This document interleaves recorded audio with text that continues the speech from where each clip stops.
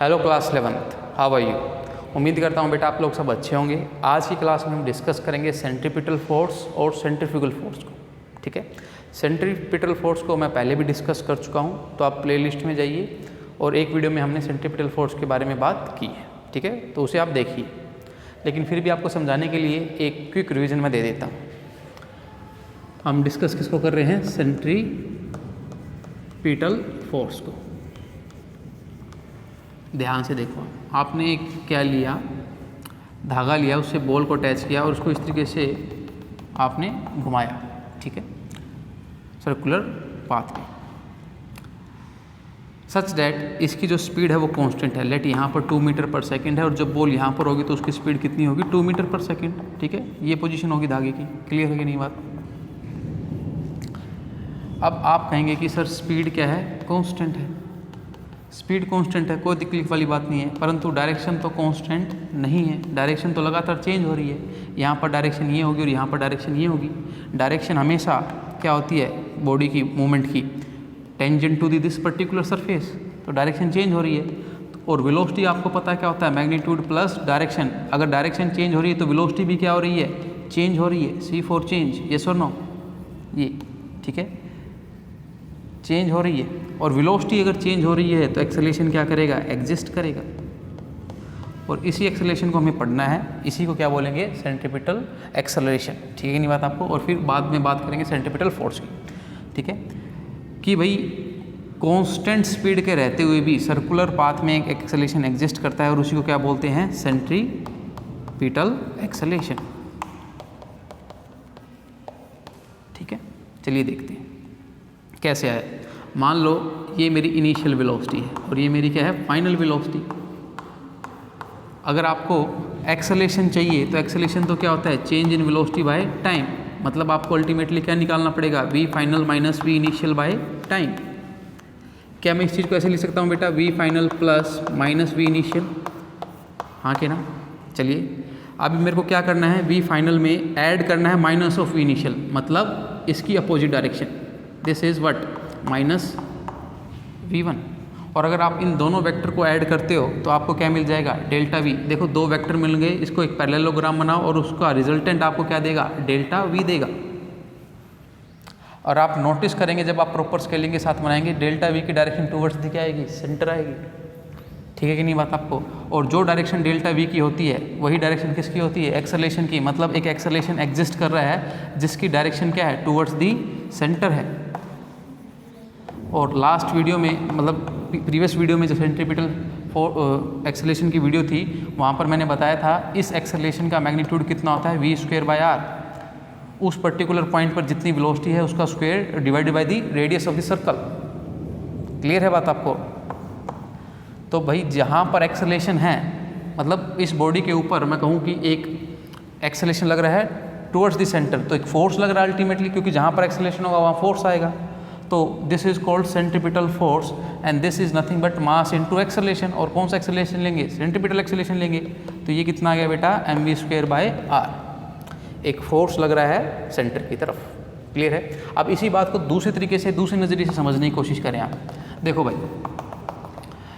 ये इस समय बॉल यहाँ पर है, मान लो इस एक समय के बाद यहाँ पर भी होगी, एक समय के बाद यहाँ पर भी होगी और एक समय के बाद यहाँ पर भी होगी। और ये बॉल ऐसे घूम रही है, धागा ऐसे घूम रहा है। इस समय इसकी वेलोसिटी ऐसे होगी, इस समय इसकी वेलोसिटी ऐसे, इस समय इसकी वेलोसिटी ऐसे और इस समय इसकी वेलोसिटी ऐसे। बेटा क्या करूँ, जब इस लोकेशन पर आएगी ना और इस धागे को छोड़ दूँ तो ये बॉडी ऐसे ही चली जाएगी। क्यों? इनर्शिया ऑफ डायरेक्शन की वजह से। जो बॉडी जिस डायरेक्शन में उसी में वो रहना चाहती है, तो ये बॉडी ऐसे मूव कर जाएगी। और अगर जब बॉल इस लोकेशन में हो और उसको तब धागे को छोड़ूँ तो बॉल ऐसे भागेगी। अगर इस लोकेशन में हो तो बॉल ऐसे भागेगी, और इस लोकेशन में हो और मैं धागे को छोड़ दूँ तो बॉल ऐसे भागेगी। मतलब बॉल की चाहत, अगर देखो यहाँ पर हो तो बॉल ऐसे भागना चाहेगी। बॉल की चाहत क्या है? वो हमेशा इस सर्कुलर पाथ को छोड़कर भागना चाहती है। परंतु एक फोर्स लग रहा होगा जो इस बॉल को मजबूर किए हुए है किस में रहने के लिए? सर्कुलर पाथ में। और उसी फोर्स को क्या बोलते हैं? Centripetal force. भाई सेंटर में रहो, सेंटर की तरफ रहो। क्लियर है कि बाहर मत जाओ? समझ आई है नहीं यही बात आपको? देखो मैं ज़्यादा तो नहीं जानता, लेकिन साइंस का स्टूडेंट होने की वजह से मैं बता सकता हूँ कि इस समय यहाँ पर धागे में एक तनाव भी काम कर रहा होगा। तो मैं बोल सकता हूँ ये धागा ही अल्टीमेटली धागे में जो टेंशन है वही क्या प्रोवाइड कर रही है, सेंट्रीपिटल फोर्स प्रोवाइड कर रही है।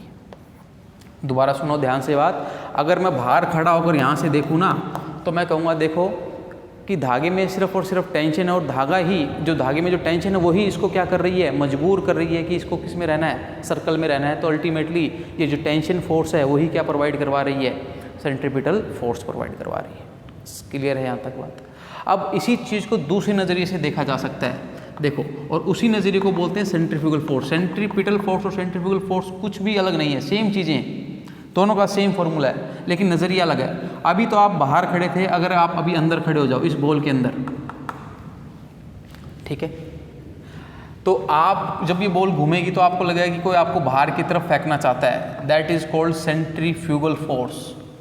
परंतु आप बाहर नहीं गए क्योंकि अंदर की तरफ क्या थी, टेंशन थी, है ना, और दोनों ने एक दूसरे को क्या कर दिया, बैलेंस। देखो आप जब अंदर खड़े होंगे तो अगर आपको कोई इस तरीके से सोचो, एक ये पोल है और इस पर एक तरीके से गेंद है और उसमें आपको बिठा दिया जाए और ये पोल घूमने लगे, तो आपको लगेगा कि आप बाहर जाने वाले हो, आगे ना, और उस फोर्स को क्या बोलते हैं, सेंट्रीफ्यूगल फोर्स।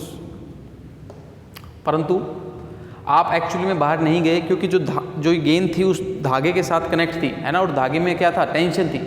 तो अगर आप बाहर नहीं जा रहे तो पक्का टेंशन किसके बराबर होगी, एफसी के बराबर होगी। मतलब आप इस नज़रिए से भी चीज़ों को देख सकते हैं। जब इस तरीके से चीज़ों को देखेंगे आप तो आपको कौन सा चीज़ नज़र आएगी, सेंट्रीपिटल फोर्स।